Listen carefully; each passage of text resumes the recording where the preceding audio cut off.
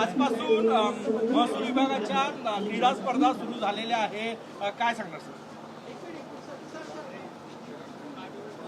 महाराष्ट्रामध्ये राज्यस्तरीय स्पर्धा होण्यापूर्वी आमच्या महसूल विभागाच्या विभागीय स्तरावर या ठिकाणी स्पर्धा होतात। आमचे अधिकारी आणि सर्वच कर्मचारी वेगवेगळ्या स्पोर्ट्सच्या माध्यमातून त्यांनी त्यांच्या बालवयामध्ये, त्यांच्या तारुण्यामध्ये त्यांनी ज्या स्पोर्टमध्ये प्राधान्यक्रम मिळवला आहे तो खेळ अजून ते विसरलेले नाही आहेत। आणि त्यामुळं वेगवेगळ्या पद्धतीच्या स्पोर्ट्स, क्रिकेट असतील, बॅडमिंटन असेल, स्विमिंग असेल, असे 8-10 स्पोर्ट या ठिकाणी महसूल विभागाने आयोजित केलेले आहे। विभागीय क्रीडा स्पर्धा नागपूर आजपासून सुरू होते आहे, पुढचे 3 दिवस चालणार आहे। आणि मग नंतर सर्व विभागाच्या स्पोर्ट झाल्यानंतर राज्यस्तरीय स्पोर्ट्स होणार आहे। आणि एक मोठा विजय आमच्या महसूल खात्यांच्या कर्मचारी मिळवतात, आमचे अधिकारी मिळवतात। आणि खरं तर यातनं काही प्लेयर्स हे वेगवेगळ्या टीममध्ये खेळायला जातात।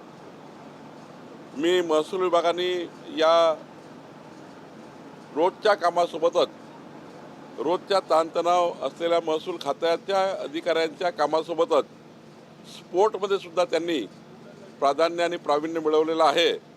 मी या कार्यक्रमानिमित्त त्यांना शुभेच्छा देतो। सोबतच छत्रपती शिवाजी महाराज जयंतीच्या कार्यक्रमाचे उपलक्ष महाराष्ट्र शासनाने माननीय मुख्यमंत्री महोदयाच्या सूचनेनुसार महाराष्ट्रामध्ये या 3 महिन्यामध्ये छत्रपती शिवाजी महाराजस्व अभियान आम्ही घेतो आहे। या अभियानामध्ये 15 सेवा जनतेला मिळतील। 7 मार्च आणि 14 मार्चला, 7 एप्रिल, 10 एप्रिल आणि 18 एप्रिल आणि 8 मे आणि 15 मे या काळामध्ये प्रत्येक तालुक्यामध्ये 6 शिबिरं होणार आहेत। एका तालुक्यात 6 शिबिरं, प्रत्येक मंडळात 1 शिबिर होणार। आणि या शिबिराच्या माध्यमातून जे काही निर्णय महाराष्ट्र सरकारने घेतले आहे, देवेंद्र फडणवीस सरकारने, आमच्या सरकारने जे काही निर्णय, येणे रद्द करण्याचा निर्णय असेल, सनद रद्द करण्याचा निर्णय असेल, या ठिकाणी तुकडेबंदी कायदा असेल, या सर्व कायद्यांनी ज्या लोकांना लाभ मिळणार आहे त्या लोकांना आम्ही या ठिकाणी मोठ्या प्रमाणावर व्यक्तिगत लाभ देणार आहोत। 15 सेवा आम्ही या ठिकाणी देणार आहोत। आणि सर्वात महत्त्वाचं, गतिमान, पारदर्शी आणि लोकाभिमुख सरकार म्हणून आपलं सरकार काम करणार आहे।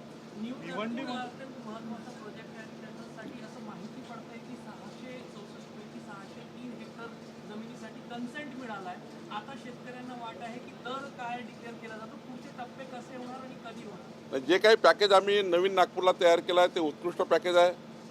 आतापर्यंत कधी भूसंपादनानंतर त्यांना प्लॉट मिळायचे नाही, पण त्या नवीन नागपूरच्या कॉमर्शियल एरियामध्ये त्यांना प्लॉटिंग आम्ही देतो आहे, प्लॉट देतो आहे, दरही आम्ही देतो आहे। आणि त्यांनी सर्वांनी जी काही माझ्यासोबत चर्चा झाली, माननीय मुख्यमंत्री मोदींशी चर्चा झाली, जे आम्ही त्यांच्यासमोर मांडलं त्या आधारावर त्यांनी आता सर्वांनी कन्सेंट दिलेला आहे। आता आम्ही लवकरच लँड ॲक्विजिशन करू आणि या सर्वांना योग्य मोबदला, त्यांना दिलेला प्लॉट हे सर्व देऊ आणि नव्या नागपूरचा संकल्प आम्ही पूर्ण करू। लवकर होईल। तर मी भूसंपादन मंत्री मीच असल्यामुळं आम्ही लवकर करणार आहे। याला जोडून सर असं आहे, 2047 संदर्भामध्ये हालचाली सुरू झाल्या। IIM मध्ये मागच्या आठवड्यात एक बैठक झाली मोठी। 2047 मध्ये रिंग रोड असेल, इतर ज्या गोष्टी आहेत त्या संदर्भात किती जागा लागणार आहे आणि किती त्यासाठी हालचाल सुरू झाली आहे? नाही, विकसित नागपूर, विकसित महाराष्ट्र, विकसित देश असा जो संकल्प आम्ही तयार केला आहे, आम्ही या ठिकाणी या नागपूर जिल्ह्याचं एक स्टॅटिस्टिक तयार केलं आहे डेव्हलपमेंटचं। आणि त्यामध्ये सर्व 48 डिपार्टमेंटच्या माध्यमातून वेगवेगळ्या पद्धतीचे डेव्हलपमेंट, रोजगार निर्मितीपासून तर या जिल्ह्याला शेतकऱ्याच्या शेतात रस्त्यात जोडण्यापर्यंत, रिंग रोडपासून तर औद्योगिक कॉरिडॉर निर्माण करण्यापर्यंत, या ठिकाणी MIDCच्या माध्यमापासून तर कोराडी पॉवर प्रोजेक्टपर्यंत, वीज निर्मिती करण्यापासून तर शेतकऱ्याला प्रोडक्टिव्हिटी वाढवण्यापर्यंत या साऱ्याच गोष्टी आता आम्ही विचारात घेतलेल्या आहे. मी हे समजू शकतो की नागपूर हे सर्व क्षेत्रामध्ये अग्रगण्य शहर राहणार आहे. त्याकरता आमच्या प्रशासनाने आणि सरकारने काम चालू केलेलं आहे. नागपूरच्या अवतीभोवती बऱ्याचशा वस्त्या अशा आहेत की सिटी सर्वे झालेला नाही, मात्र लेआउट पाडले जात आहेत, RL दिले जात आहेत. पुढे खरेदी करणाऱ्यांची अडचणी होत आहेत. पुनर्विक्रीपासून तर अनेक गोष्टींची अडचणी होत आहेत. 15/10/2024च्या आधी 15/10/2024च्या आधी ज्या ज्या लोकांनी जिथे जिथे भूखंड घेतले असतील, जर एखादा लेआउट अनधिकृत असतील त्यांना अधिकृत करून त्यांच्या खरेदी विक्री करण्याची योजना आम्ही तयार केली. तुकडेबंदी कायदा रद्द केला आहे, त्यातच आम्ही सर्व समाविष्ट केला आहे.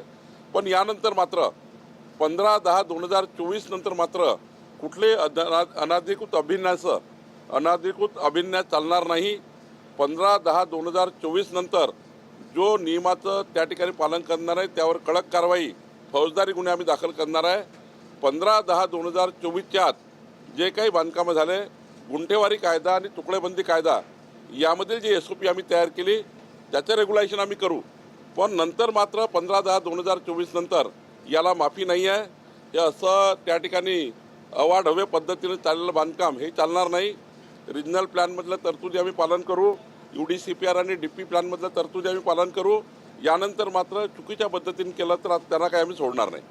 गंगापूर नाशिक जिल्ह्यातल्या 62 एकर जमिनीचे कागदपत्र त्या जमिनीचे जिल्हाधिकारी कार्यालयात नाही, मी मग त्याची तपास करणार आहे. मी जेव्हा या अधिवेशन काळात माझी बैठक आहे कलेक्टर वाईज, तेव्हा याचा आम्ही तपास करू. भिवंडीमध्ये एक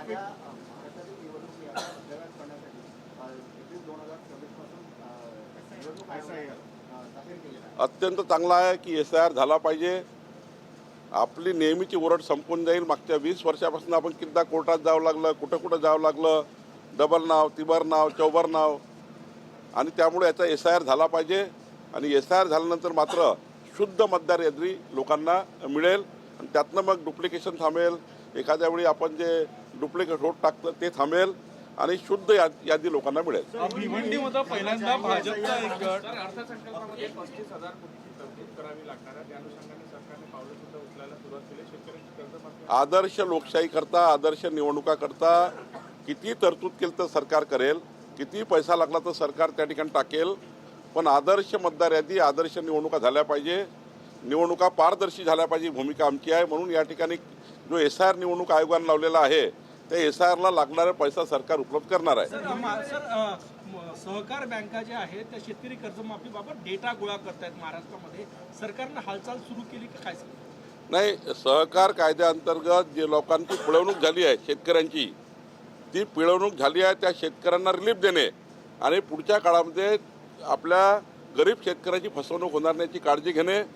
आणि जे गरीब शेतकरी ज्यांना कर्ज आहे त्यांच्यावर ते कर्ज एकतर ज्यांची गरज आहे कर्जमाफीची, जो शेतकरी आत्महत्येकडे जातो आहे, ज्या शेतकऱ्यांची आत्महत्या होऊ दे असं सरकारला वाटतं आहे, होऊ देऊ नये, त्या सर्व शेतकऱ्यांची यादी आम्ही बोलवतो आहे. सोबतच सहकार खात्याकडनं काही लोक लुटल्या गेले आहे का शेतकरी, जसं नागपूरमध्ये 1200 कोटी रुपयाचा भ्रष्टाचार झाला NDCC बँकेत, तसे भ्रष्टाचार होण्याची काळजी सरकार करत आहे. समितीचा अहवाल तुमच्याकडे आलेला आहे, त्याची प्रोसिजर काय आहे, कधीपर्यंत तो मुख्यमंत्र्यांकडे सादर होईल आणि त्याच्यात काय आहे नेमकं हे जनतेला कधी कळेल? खारगे समितीचा रिपोर्ट माझ्याकडे आला आहे. माननीय मुख्यमंत्र्यांशी मी आज चर्चा करणार आहे आणि खारगे समितीचा रिपोर्ट आपल्यापर्यंत आणि जनतेकडे कसा पोहोचेल याची लवकरच काळजी मी करणार आहे. रिपोर्टमध्ये क्लीन चिट दिली अशी चर्चा. जर रिपोर्टचा लिफाफा जर उघडला नाही आहे तर तुम्हाला कसं कळलं? लिफाफा माननीय मुख्यमंत्र्यांची चर्चा करून जो सीलबंद लिफाफा आहे तो माननीय मुख्यमंत्री कार्यालयात द्यायचा की माझ्याकडे तो त्याची प्रोसेस करायची हे ठरणार आहे. ते ठरल्यानंतर तो सीलबंद लिफाफा मी उघडणार आहे.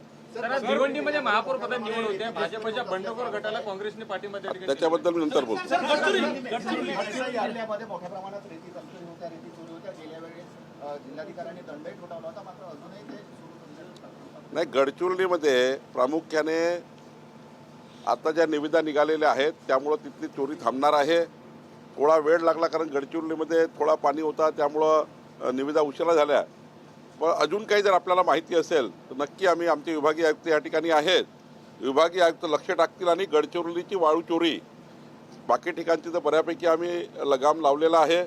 नागपूरमध्ये लगाम लागला आहे, चंद्रपूरमध्ये आहे, सर्वीकडे टेंडर झालेले आहे. फक्त गडचिरोलीचे टेंडर राहिलेले आहे, ते आठवड्यात होतील आणि मग वाळू चोरी बंद होईल. तथापि काय जर वाळू चोरी असेल तर मी स्वतः लक्ष टाकतो. सर हिंदी में बताइए SIR महाराष्ट्र में SIR लागू हो रहा है, अप्रैल में होने जा रहा है. ये बहुत बड़ी अच्छी खबर है. मतदार यादियों में जो गलतियां हैं, 2 बार 3 बार नाम है, ये नाम हटाए जाएंगे और जो शुद्ध मतदार यादी है पारदर्शक चुनाव के लिए वो यादी जनता को मिलेगी. इसके लिए सरकार को जितना भी पैसा लगेगा सरकार देगी. लेकिन एक अच्छा कदम चुनाव आयोग ने लिया है और हमारे प्रशासन के सारे लोग चुनाव आयोग के दिशा निर्देश पे काम करेंगे और अच्छा SIR जो जनता को चाहिए था वो मिल रहा है. आदित्य ठाकरे ने